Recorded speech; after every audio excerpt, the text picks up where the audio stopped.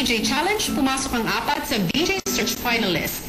I'm Robin. Sa ikalawang bahagi ng challenge, kakapanayamin ng 4 na finalist na housemates ang 4 na VJ Search finalists. First to interview, we have Brett interviewing Robin. Are you guys ready? Yeah. All right, shoot. Hello, we're back at the day. I'm VJ Brett. Let's welcome our very special guest, Robin. Robin. Give it up. So, what's the best you've had so far in music VJ Search? Nothing. Nothing. Sure. And there's Well, now I'm so popular because of this mix thing that people recognize me, and it's the best feeling in the world. I heard that you have. What instrument do you play? I play the guitar, lead guitar. If you had a choice, a band or be a mixed VJ? Depends if I win or not. I don't know. I think I can do both. Any last words you'd like to say to our fans at home? I'm single. Single. Great. Nice one. Thank you. Hi, I'm Jill Savard. Jill Savard, one of the finalists for the VJ Mix Search. Because you're a finalist. Because you are here now. Yes. I'm interviewing you. Yes.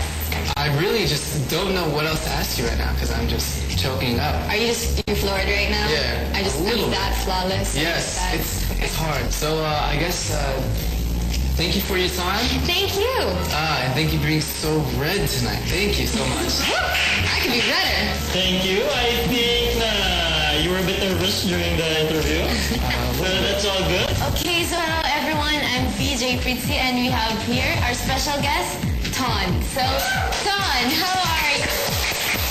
I'm okay. Oh. It's so cute. So why do you want to be a VJ then? I want to be a VJ because I guess I introduce my songs when I'm playing with my band. Pero I want to try something new. So I hope you enjoyed and VJ Fritzy and Ton. Hi, I'm VJ Bang. Yeah, with me. Yeah. I'm with Christian. Kristen.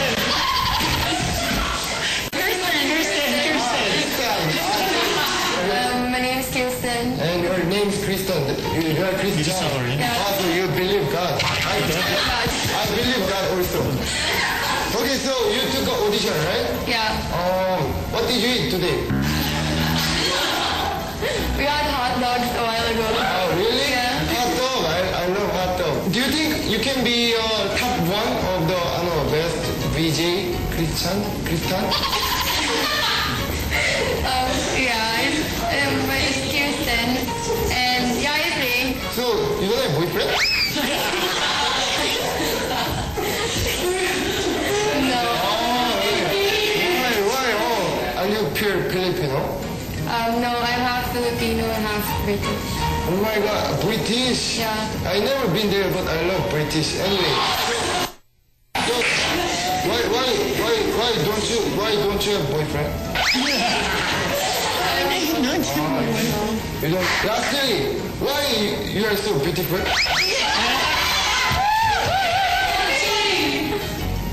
You don't know? I don't know. Yeah. Anyway, thank you.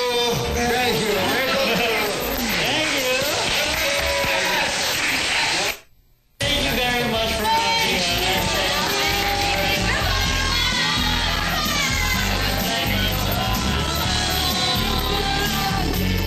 Kick it. Nakakatuwa itong si Ryan nag-interview. Wala naman lang sapatos. Pero sino nga ba sa 4 na teen housemates ang magiging bahagi ng mix tulad ni na VJ Bianca at VJ Chino? Pakinggan natin ngayon mula kay Kuya.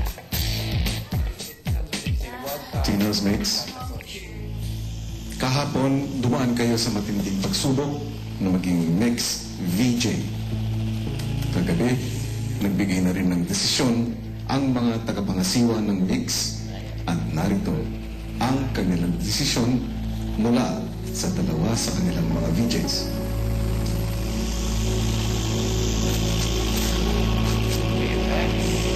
from the beginning pa lang, consistent na siya hanggang doon sa dulo na makikita mo talaga from his performance na talagang gusto niya manalo and nandun yung confidence niya, hindi siya kinakabahan masyado na nagsasaya siya sa ginagawa niya. I think he just has to believe in himself more para, para mas lumabas pa yung confidence niya. He has all the qualities of being a good VJ. Sa apat na finalists na teen housemates, sino ang nanalo bilang pinakabagong mix VJ? I think Brett. Para sa akin din, kuya, I think si Brett.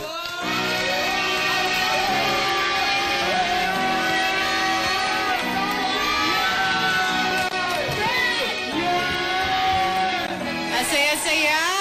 Congratulations! I am back, teen housemates.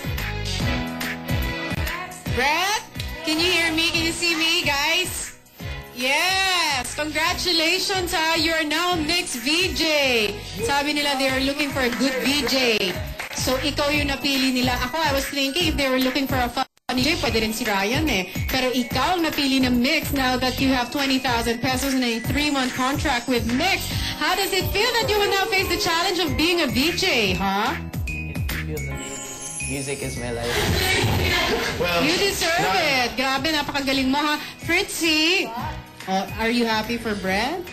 Masaya po, masaya. Siyempre, hindi ka man napili pero marami pa rin kayong pagsubok na pagdadaanan. O ano ang pakiramdam na sa pagdaan ng mga araw, tumitindi ang mga hamon pero kaunti kayo ng pakaunti dyan? Oo, malungkot po kasi yun. Pero at least naman malapit na matapos. So yun po. Oo. Okay, so since nanalo si Brett, baka naman pwede mo siyang bigyan ng good luck kiss. What? Dahil DJ na siya ngayon. Paano may ipapakita na masaya ka for him? Physical way, will you hug him? Hug na lang. Sige, pahug nga. Sabang nag-hug kayo dyan sa ilang saglit, haharapin nyo na ang pagsubok ng pamamaalam sa isa sa inyong mga kasama sa aking pagbabalik. Thank you, House. Salamat.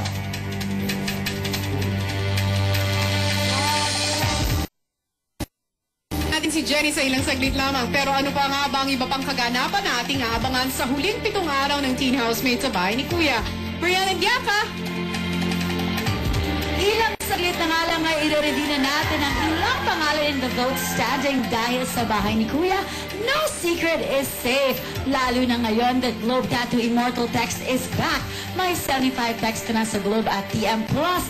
10 texts to other networks. Yes, lahat walang expiry at 20 pesos lang. Kaya kahit gipit ka na, makakahirit ka pa. Text lang Immortal 20 to 8888 to register. Only from Globe Tattoo. Yes, at nais naman namin pasalamatan lahat ng mga pumunta dito para sa autograph signing with our teen housemates sa magazine for the PBB magazine. Thank you so much! At para sa mga wala pang kopya, grab your copies.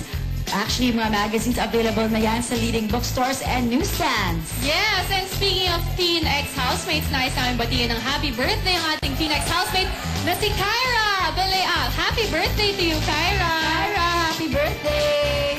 Kanina nga ay nililila natin ang vote standing as of 9 p.m. And as promised, we will also reveal ang ilan sa mga pangalan sa listahang ito. Yes, I'm sure curious kayo kung sino ang nagmamay-ari ng mga votes na yon. Kaya naman ituloy na natin ang mga revelasyon. Ang bilang ng mga pangalang malalaman sa gabing ito ay 3. Yes, malalaman natin ang vote standing ng 3 sa ating mga teen housemates. Sino-sino nga ba ang mga teen housemates na ito? Ang ranggo sa botohan ng 3 teen housemates na papangalanan natin ay ang pang-5 sa pinakamataas, ang pang-3 sa pinakamataas, at ang nakuha ng pinakamataas na boto. Ang pangalan ng mga teen housemates na ito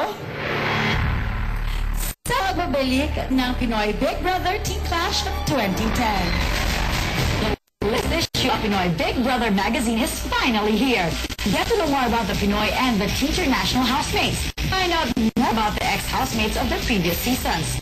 life after PBB, their careers, hobbies, and bond moments.